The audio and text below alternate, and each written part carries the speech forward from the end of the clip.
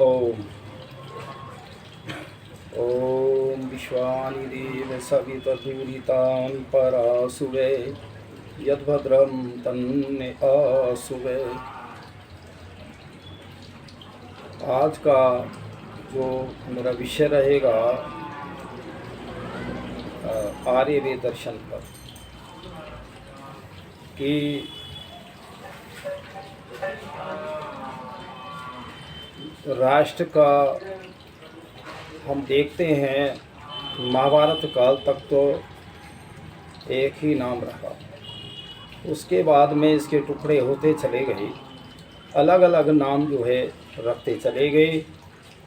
तो इसलिए जो पहले एक छत्र राज था और आर्य राज था, आर्यव्रत देश था ये। तो मैं आज फिर उसी पर चर्चा करूंगा कि ये आर्यव्रत जो देश है ये फिर इसकी सीमा कहाँ तक है और क्या है, उसकी चर्चा होंगी आज। देखिए, भारत स्वतंत्र हो गया, जैसी स्वतंत्रता प्राप्त हुई उसके लिए बहुत बड़ा शुल्क देना पड़ा। असंख्य जन सूली पर चढ़े, जेलों में सड़े, गोलियां खाईं, कई ग्रामों का चिन्ह तक मिट गया। स्वतंत्रता देवी सचमुच बहुत बड़ी बलि लिया करती है। स्वतंत्रता मिली किंतु भारत अखंडित न रहा। भारत का बहुत बड़ा भूभाग भारत के अंग से काट दिया गया। लाखों निरीह निर्दोष मनुष्य, बालक, युवा, वृद्ध, स्त्री, पुरुष किसी अपराध के बिना मौत के घाट उतार दिए गए। यह क्यों हुआ? आज इसकी विवेचना करना उपयुक्त नहीं है, पर भावी तटस्थ ऐतिहासिक कदाचित इसका विश्लेषण कर सकें, किंतु इस बात के कहने में कुछ दोष नहीं है कि लगभग 1 सहस्र वर्ष से वो एक भयंकर भूल करते आ रहे हैं, उसका यह परिणाम हुआ। यदि वर्तमान काल में भारत से पृथक किया गया भूभाग वापस न लिया जा सका तो आगे आने वाली संतान भारत के इस स्वरूप को भूल जाएगी। इस खंडित देश को ही संपूर्ण भारत मान लेगी। उसे यह कभी सूझेगा ही नहीं कि भारत इससे भी कहीं बहुत बड़ा था। जैसे आज के साधारण भारतीय को यह ज्ञात नहीं है कि आज से सहस्रों वर्ष पूर्व भारत बहुत अधिक विस्तृत था। अगर हम हजारों वर्ष का पुराना इतिहास देखें तो बहुत विस्तृत था। रामायण और महाभारत के आलोचन से ज्ञात होता है कि वर्तमान ईरान तथा अफगानिस्तान भारत के भाग थे। अरब वालों से भारतीयों के विवाह आदि संबंध होते थे, तो मिस्र तथा अरब के सम्राट बाणासुर बनीपाल असुर की कन्या उषा का विवाह संबंध महाभारत युद्ध के विख्यात और वीर अर्जुन के सारथी भगवान कृष्ण के पुत्र अनिरुद्ध से हुआ। तो देखिए, अर्जुन भी अमेरिका में ब्याहे थे और बहुत सारी वो उलोपी नार थी उसकी दूसरी पत्नी। तो इस प्रकार से भाई जो केकई थी वो कश्मीर की थी। आज तो हम इतिहासों को ही भूल गए।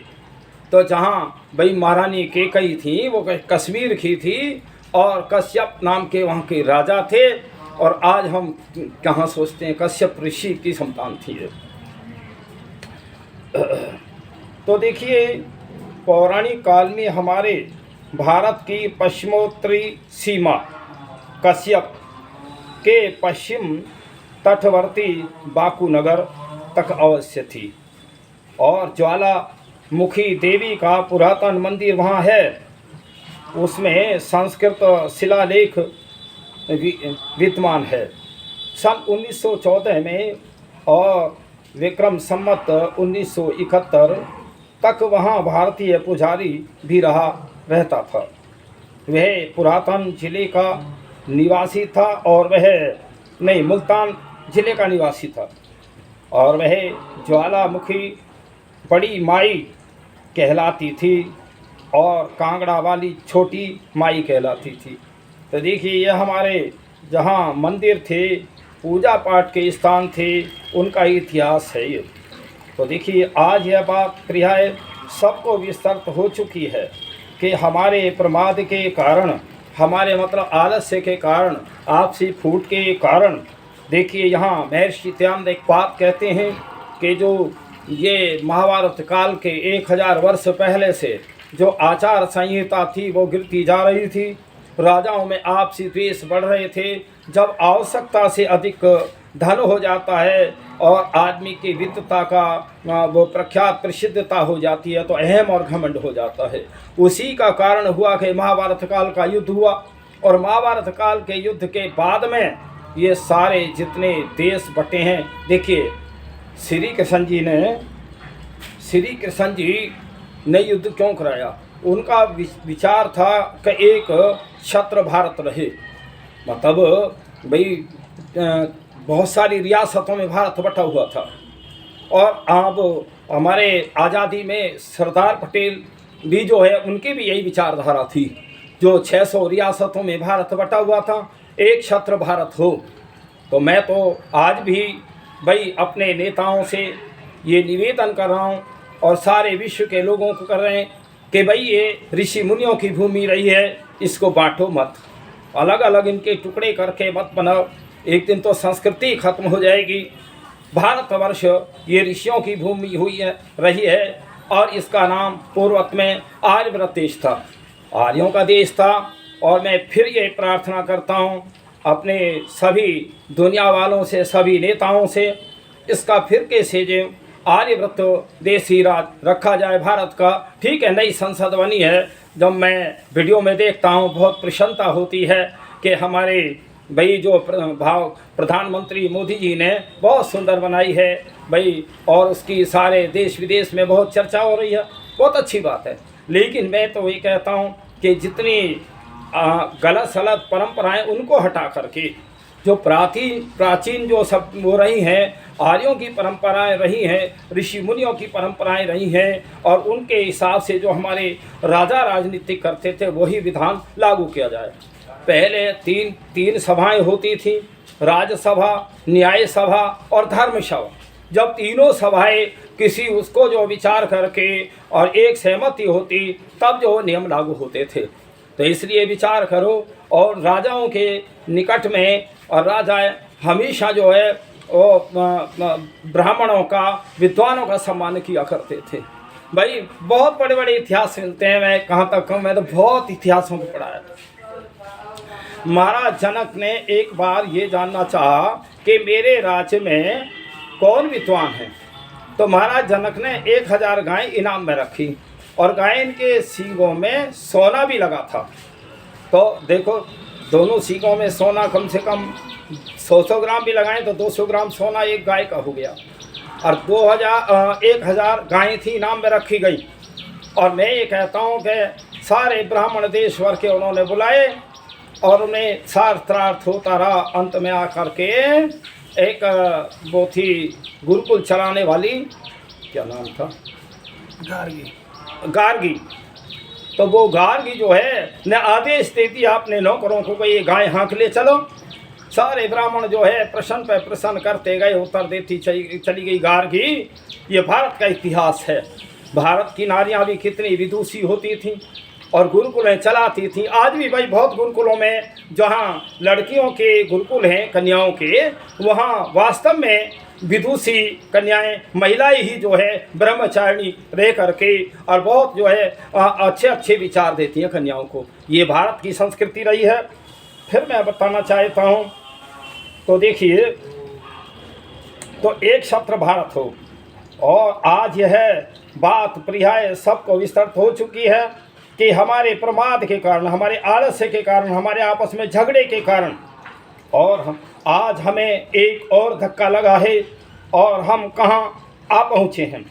बलोचिस्तान में ही हिंगलाजा देवी पेशावर की पंचतीर्थी बन्नू और जिले के भरत तथा केकई ग्राम और मुल्तान की और नरसिंहपुरी साहेबपुर जिला का नरसिंह फोहार झेलम जिले का कटाक्ष कटाक्ष राजतीर्थ रावलपिंडी जिला के चौहा भक्तम थोहा खालसा तीर्थ आदि और पुण्य स्थान विस्मृत के गर्त में और निगीर्ण हो जाएंगे, तो यह भूलना और शुभ नहीं है। अस्तु। तो देखिए, अगर इसी तरह इस भारतवर्ष के टुकड़े होते चले गए, इतिहास खत्म हो जाएंगे और किसी का टुकड़े करके कई देश भी बने हैं तो उनके इतिहास देख लो कैसे, सिवाय लड़ाई झगड़े के तो है ही ना। अगर आप कोई शांति चाहते हो, आप अगर भाई ठीक है शासक हो, लेकिन वेद को पहले रखो। महर्षि मनु एक बात कहते हैं, राजा वो होना चाहिए जिसने चारों वेदों को पढ़ा हो। 4 ना पढ़े हों अथवा 3 वेद पढ़े हों, 2 वेद पढ़े हों, 1 वेद अवश्य पढ़ा हो। हमारे जितने सभासद हैं और जितने MP MLA सब वेदों को पढ़ें। और बहुत अच्छा ग्रंथ महर्षि त्यान ने सत्याप्रकाश दिया। सत्याप्रकाश आपको जहाँ जहाँ आर्य समाज आर्य हैं उनके संपर्क से आपको मिल जाएगा सारे विश्व के अंदर। तो उसमें जो छठा समोल्लास राजनीति पे दिया है महर्षि दयानंद ने कि ये जो है इसको जो है आर्य राज्य होना चाहिए। आर्यों का राज होगा, आर्य के माने श्रेष्ठ पुरुषों का। आर्य कोई अलग जाति नहीं, कोई वो नहीं, कोई इनका देश नहीं कि ले भाई वो इनकी यही सीमा है। वही आर्य तो हम श्रेष्ठ विचार देना चाहते हैं, श्रेष्ठ राज हो, अच्छा राजा हो, सबको शांति मिले, यही तो हमारे विचार है। इसमें किसको इतराज है? सभी इस ओम के झंडे के नीचे आओ। जब तरह तरह के तुमने झंडे बना लिए, ओम जो जिसने दुनिया बनाई झंडा उसी का तो होना चाहिए। ये सारे विवाद की जड़ हैं अलग अलग धर्म मत पंथ। इसलिए ये दुनिया वालों एक वैदिक झंडे के नीचे सभी आ जाओ।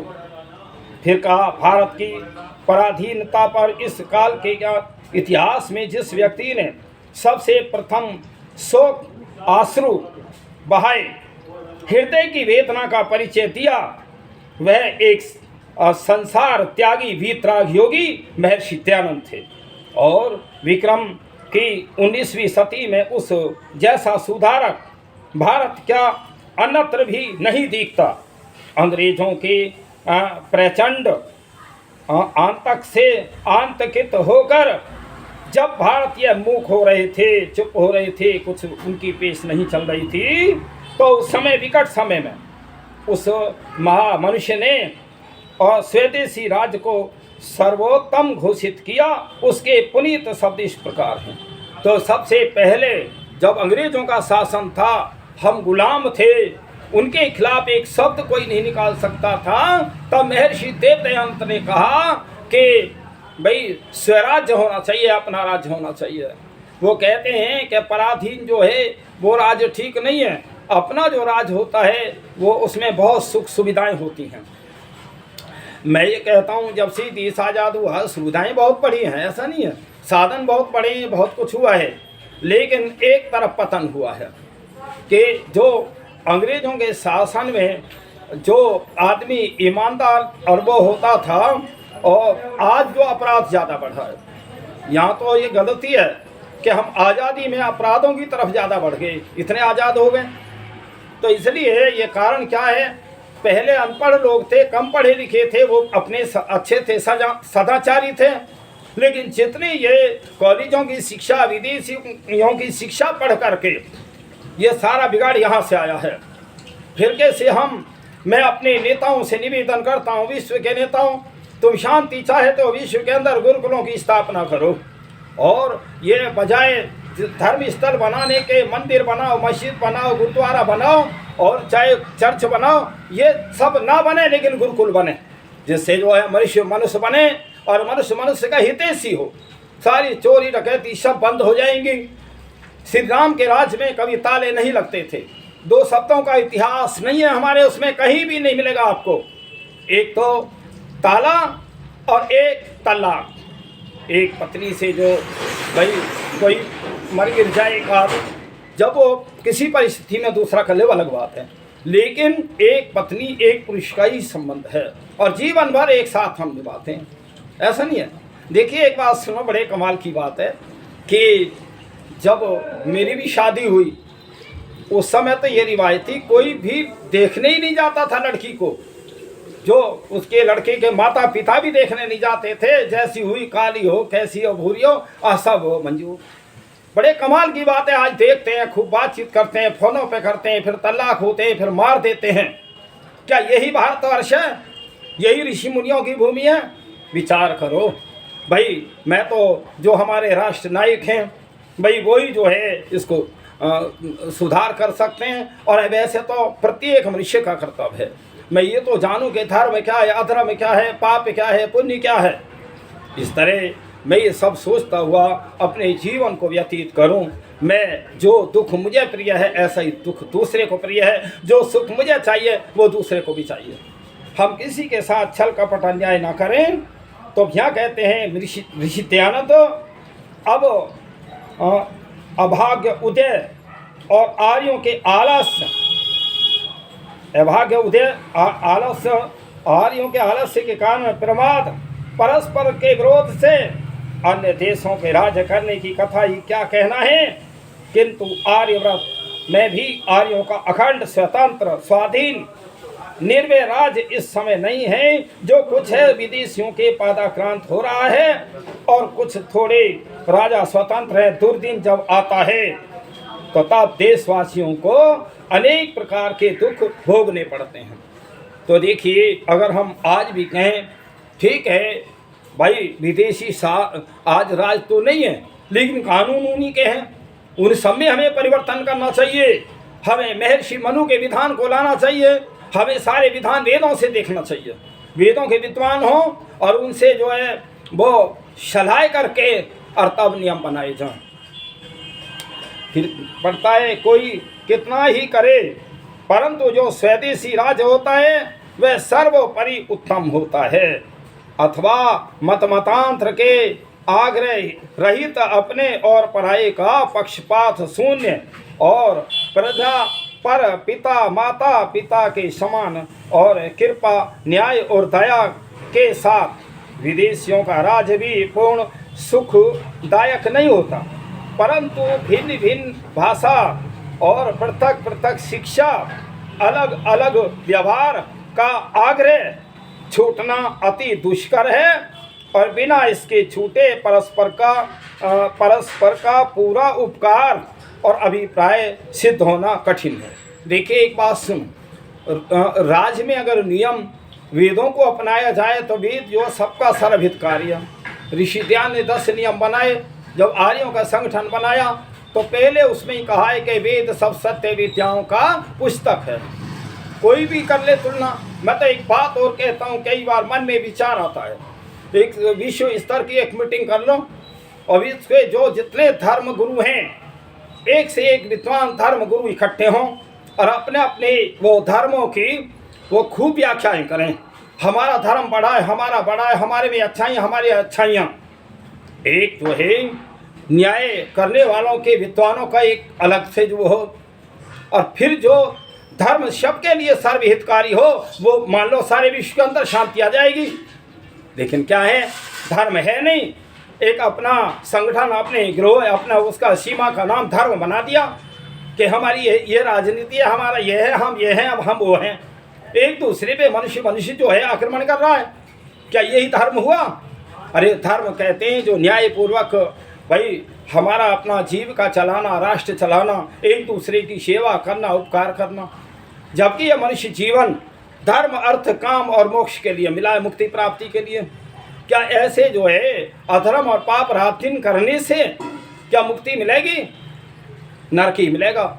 इसलिए विचार करो कि ये हमें सत्याप्रकाश के अष्टम समलास में महर्षि देव दयानंद कहते हैं, पराधीनता पर कितना खेद प्रकट किया है। विदेशी राज्य की अनुपयोगिकता किस मार्मिक रीति से घोषित है कि स्वराज्य का महत्व कितने भव्य शब्दों में अभिसकृत किया है। यह स्मरण रखना चाहिए कि देखिए, जब कांग्रेस का जन्म भी नहीं हुआ था, महर्षि देवदयाल ने तब विचार दिए थे, कोई भी पार्टी नहीं थी भारत की। तो इसलिए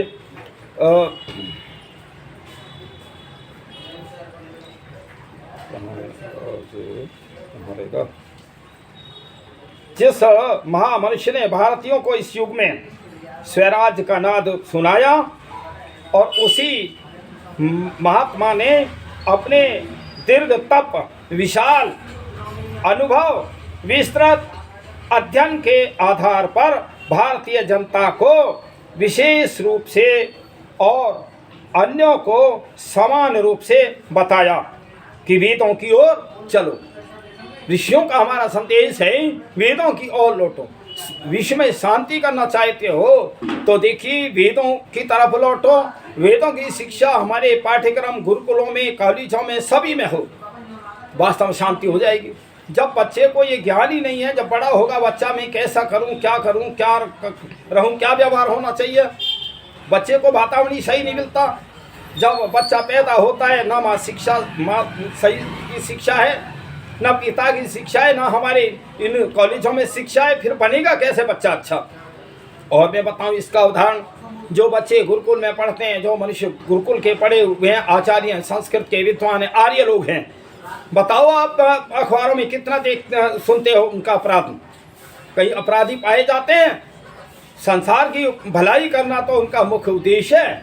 इस आर्य समाज का संसार का उपकार करना हमारा मुख्य उद्देश्य है। इन नियमों को लागू कर दो, सारे संसार सुख चैन से सोओगे। ऐसा नहीं है कि बहुत धन इकट्ठा करके, धन संपत्ति इकट्ठा करके, लूटमार करके क्या हम चैन से रह सकते हैं? इसे विचार करो। आज विकासवादी भी मानव समाज का हित कर कोई ऐसा सिद्धांत प्रस्तुत नहीं कर सका जिसका वेद में उल्लेख न हो। भारतीय परंपरा के अनुसार वेद सब सत्य विद्याओं का पुस्तक माना जाता है। अतः उस महर्षि ने और वेद अभ्यास पर बहुत अधिक बल दिया है। अगर सारी शिक्षाओं में वेदों की शिक्षा प्रत्येक मनुष्य स्वाध्याय में, और मैं तो ये कहता हूँ जितना हमारा साधु समाज है वेदों को पढ़े और वेदों को पढ़ करके वेद का प्रचार करे, और जहाँ जहाँ जाएं, जिस गांव में जाएं, घर में जाएं, रोटी तो तुम्हें मिल जाएंगी, ऐसा कोई नहीं रोटी नहीं मिलेंगी, लेकिन आप काम करना नहीं चाहते। ये सन्यासी, मैंने सन्यास आश्रम, सन्यास के अरवान प्रस्थ की कई वीडियो बनाई हैं, तो उसमें ये कपड़ा रंगना ही सन्यासी नहीं है, लेकिन विचार होने बहुत ज़रूरी हैं। विचार हम वेद के सिद्धांत पे दें। अगर कहीं वेद के सिद्धांत से हम कहीं ढोंग पाखंड का प्रचार करें तो वो गलत है, उसका परिणाम फिर गलत आएगा। इसलिए विचार करो, यहाँ उस मनुष्य के महनीय परोपकार के परिगणना को की आवश्यकता नहीं, किंतु उसके एक अति उपयोगी उपकार की चर्चा करने के लोभ का हम स्मरण नहीं कर सकते। महाराज के कार्य क्षेत्र में अवतीर्ण होने के पूर्व एक भारतीय महापुरुष को प्रेरणा पर अंग्रेज शासकों ने एक ऐसी योजना का आयोजन कर उसे कार्य में परिणित करना आरंभ कर दिया था जिससे भारतीय अपने अतीत गौरवपूर्ण इतिहास को भूल जाएं। तो देखिए क्या है, अगर कहीं कोई किसी देश को गुलाम रखना है, उसकी संस्कृति को मिटा दो, अपने विचार दो। यही तो हुआ जो हमारी कॉलेजों की जो शिक्षा थी, जो हमारे वो गुरुकुलों की शिक्षा थी, उसको समाप्त कर दिया। कॉलेजों की शिक्षा अन्य भाषाओं का वो करा। यही तो पतन हुआ, यही इसी से हम गुलाम हुए। तो ये सब जो है बदल जाए तो वास्तव में सारा भारतवर्ष तो विश्व गुरु रहा है, और विश्व का गुरु है ही, क्योंकि ऋषि मुनि यहीं तो पैदा होते हैं। राम यहाँ हुए, श्री कृष्ण हुए, हनुमान जी जैसे, और माता सीता जैसी विदुषी जो है बहुत, ऐसी कोई तुलना नहीं कर सकता। सीता जैसी उसकी चरित्र की कोई दुनिया में इतिहास नहीं मिलता, और द्रौपदी जैसी कोई महारानी का इतिहास नहीं मिलता। विचार करो, इन महापुरुषों के इतिहासों को हम पाठ्यक्रम में दें तो तब जो आने वाली पीढ़ी प्रेरणा लेगी और अच्छे संस्कार, अच्छे जो है समाज और अच्छा राष्ट्र बनेगा। तो इसलिए दयानंद महर्षि दयानंद प्रथम महामनुष्य हैं जिसने भारतीयों में जातीय गौरव को जगाया और इनके अंदर पश्चात शिक्षा के कारण उत्पन्न हुई हीन भावना को भगाया और अपने पूर्वजों अपनी सभ्यता तथा संस्कृति पर गर्व करना सिखाकर जातीय गौरव की अनुभूति सिखाई। महर्षि दयानंद यदि और कुछ न करते, केवल यही कार्य कर जाते तो भी आने वाली पीढ़ी संतान कल्याण के लिए यह पर्याप्त था, किंतु महर्षि दयानंद ने इससे अधिक वेद की ओर चलने का आदेश करके यह बताया है कि तुम उच्छिष्ट सेवी मत बनो, अपने दृष्टिकोण से सभी वस्तुओं और घटनाओं को देखो, विचारो और अपने दृष्टिकोण तथा अपनी सभ्यता संस्कृति की कसौटी के द्वारा उनका मूल्य आंको। यह इतनी बड़ी देन है कि जिसकी समता और कोई वस्तु नहीं हो सकती। ऋषि दयानंद के कितने विचार थे। ऋषि दयानंद ने सारा जीवन लोभ लालच त्याग करके घर से जो है और ऐसे ही निकले, जबकि उनका घर बहुत धनाढ्य था। ऐसा नहीं है, अंग्रेज शासन में भी पिताजी तहसीलदार थे, उनके 2 बार मैंने उस नगर को देखा है उनका वास्तव में। लेकिन फिर भी जो है एक बात है ना, ये आत्मा में हमारे बहुत पूर्व अनंत जन्मों के संस्कार रहते हैं, अच्छे भी रहते हैं बुरे भी रहते हैं। तो ये अगर हम बहुत लोगों ने ये भी कहा है कि ये ऋषि दयानंद पहले पूर्व जन्मों में भी ऋषि हैं। वो जो है पवित्र आत्मा थी, वो 14 वर्ष के बच्चे को इतने ज्ञान हो जाना, तो ये जो है पूर्वाद जो है इनके पहले जो रहे ऋषि उनका ये प्रताप है। दयानंद जब तक जिए इस कसौटी पर सबको कसते रहे और इसी के अनुसार चलने का उपदेश करते रहे। वे प्रत्येक समस्या का समाधान वेद से करते थे।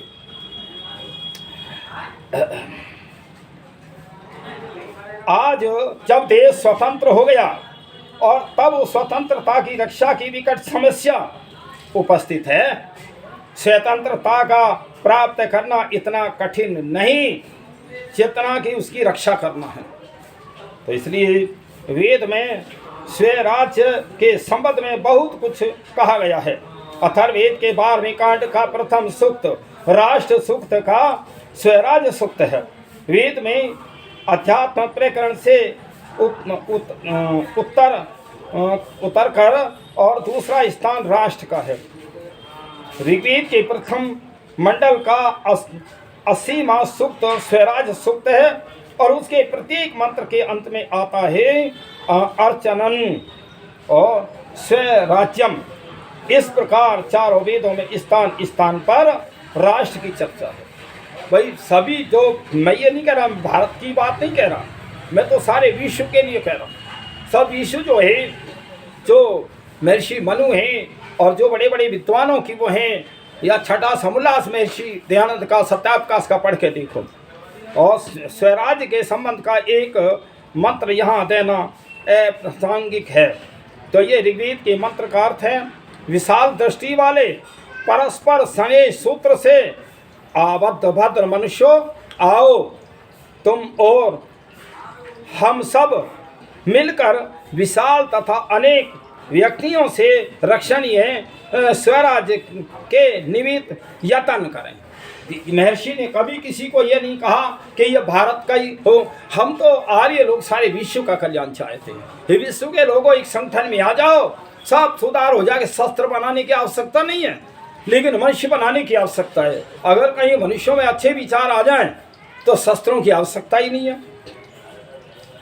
जैसे मैं कई बार बता चुका हूँ, राम के राज में ताले नहीं लगते थे घरों में। अपनी चीज़ अपनी जो पड़ी है, जहाँ पड़ी है, तो वो ये समझती थी कि मैं इस संसार का स्वामी भी नहीं हो सकता। देखिए बातें बहुत हैं, मैंने कितनी बार उसको पढ़ा है, रामायण को पढ़ा। देखिए रामायण में वाल्मीकि रामायण स्वामी जगदीश्वरानंद की अति उत्तम रामायण है। उसमें जहाँ लोगों ने अलग अलग से उसमें त्रुटियाँ डाल दी हैं, उन्होंने संक्षेप में विस्तार से बताया है।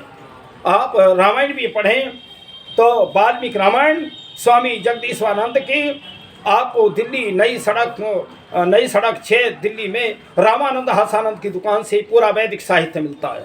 आप वहाँ से ले सकते हैं। तो यहाँ स्वराज्य को विशाल तथा बहुपाये कहा है। बहुपाये शब्द मनन करने योग्य है।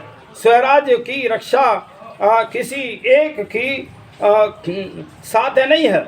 इसके लिए तो राष्ट्र के सभी मनुष्यों का कर्तव्य है।